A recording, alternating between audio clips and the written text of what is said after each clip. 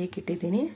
ಮತ್ತೊಂದು ಕಡೆ ರೊಟ್ಟಿ ಮುತ್ತಲನ್ನು ಇಟ್ಕೊಂಡು ನಾನು 2 ಟೇಬಲ್ ಸ್ಪೂನಷ್ಟು ಎಣ್ಣೆನ ಹಾಕ್ಕೋತಾ ಇದ್ದೀನಿ. ಎಣ್ಣೆ ಹಾಕೊಳ್ಳೋಣ.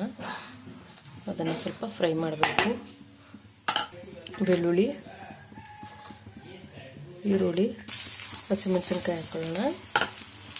ಮತ್ತು ಕಟ್ ಮಾಡಿ ಇಟ್ಕೊಂಡಿರುವಂಥ ಒಂದು ಟೊಮೊಟೊ ಮತ್ತು ಸ್ವಲ್ಪ ಶುಂಠಿ.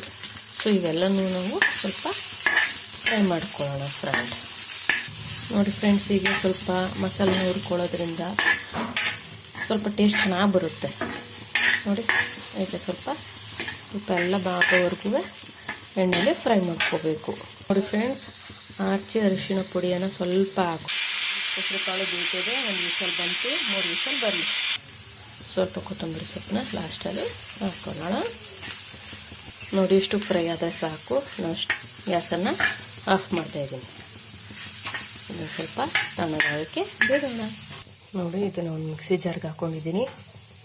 ಅದಾದಮೇಲೆ ನಾವು ಇದನ್ನು ಸಣ್ಣದಾಗಿ ಕಟ್ ಮಾಡ್ಕೊಳ್ಳೋಣ. ನೋಡಿ ಫ್ರೆಂಡ್ಸ್, ಈ ತೊಂಡೆಕಾಯಿನ ಹೀಗೆ ಕಟ್ ಮಾಡ್ಕೊಳ್ಳೋಣ. ನೋಡಿ ಇಷ್ಟು ಸಣ್ಣದಾಗಿ ಕಟ್ ಮಾಡ್ಕೋಬೇಕು. ಆವಾಗ ಪಲ್ಯ ಚೆನ್ನಾಗಿ ಬರುತ್ತೆ, ತಿನ್ನೋಕ್ಕೂ ಚೆನ್ನಾಗಿರುತ್ತೆ ಫ್ರೆಂಡ್ಸ್. ನೋಡಿ ಫ್ರೆಂಡ್ಸ್, ಈಗ ನಾನು ತೊಂಡೆಕಾಯಿನಾಗ ಸಣ್ಣ ಸಣ್ಣದಾಗಿ ಕಟ್ ಮಾಡಿದ್ದೀನಿ. ಇದನ್ನು ಒಂದು ಬೌಲ್ ಒಳಗೆ ಹಾಕೊಳ್ಳೋಣ.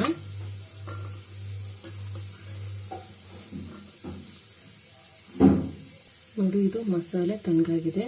ಇದನ್ನು ರುಬ್ಕೊಂಡು ಬರೋಣ. ನೋಡಿ ಫ್ರೆಂಡ್ಸ್, ಮಸಾಲೆ ಈಗ ರುಬ್ಕೊ ಬಂದಿದ್ದೀನಿ. ಮತ್ತೊಂದು ಕಡೆ ಈಗ ಹೆಸರು ಕಾಳನ್ನ ಹೀಗೆ ಬೇಯಿಸ್ಕೊಂಡಿದ್ದೀನಿ. ನೋಡಿ ಫ್ರೆಂಡ್ಸ್, ಹೀಗೆ ಬೇಯಿಸ್ಬೇಕು. ಪಲ್ಯ ತುಂಬ ಟೇಸ್ಟಾಗಿ ಬರುತ್ತೆ. ಕಾಳು ಬೇಯಿಸ್ಕೊಂಡಿದ್ನಲ್ಲ, ಆ ಕುಕ್ಕರ್ನ ನಾನು ಇಡ್ತಾಯಿದ್ದೀನಿ. ಈಗ ಒಗ್ಗರಣೆ ಹಾಕೋಣ. 2-3 ಚಮಚ ಎಣ್ಣೆ ಇದು ಕಾಯಿಲಿ. ಒಂದು 2 ಎಣ್ಣೆ ಒಗ್ಗರಣೆ ಹಾಕೋಣ. ಸಣ್ಣಗೆ ಹೆಚ್ಚಿರುವಂತಹ ತೊಂಡೆಕಾಯಿನ ಅದಕ್ಕೆ ಸೇರಿಸಿ ಸ್ವಲ್ಪ ಹುರಿಯೋಣ. ತೊಂಡೆಕಾಯಿ ಸ್ವಲ್ಪ ಬಾಡಿದ್ಮೇಲೆ ಹುರಿದಿರುವಂಥ ಮಸಾಲೆನ ಹಾಕೋಣ. ಇದಕ್ಕೆ ಬೇಯಿಸಿಟ್ಕೊಂಡಿರುವಂತಹ ಒಂದು ಹೆಸರು ಕಾಳನ್ನು ಸೇರಿಸೋಣ.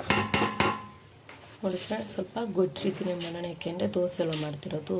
ನಾನು ಹೇಳಿರೋಕ್ಕೆ ದೋಸೆಗೆ ಗೊಜ್ಜು ಬೇಕೇ ಬೇಕು. ಸ್ವಲ್ಪ ಉಪ್ಪನ್ನ ಸೇರಿಸೋಣ. ಇದನ್ನು 2 ವಿಷಲ್ ಬರೋವರೆಗೂ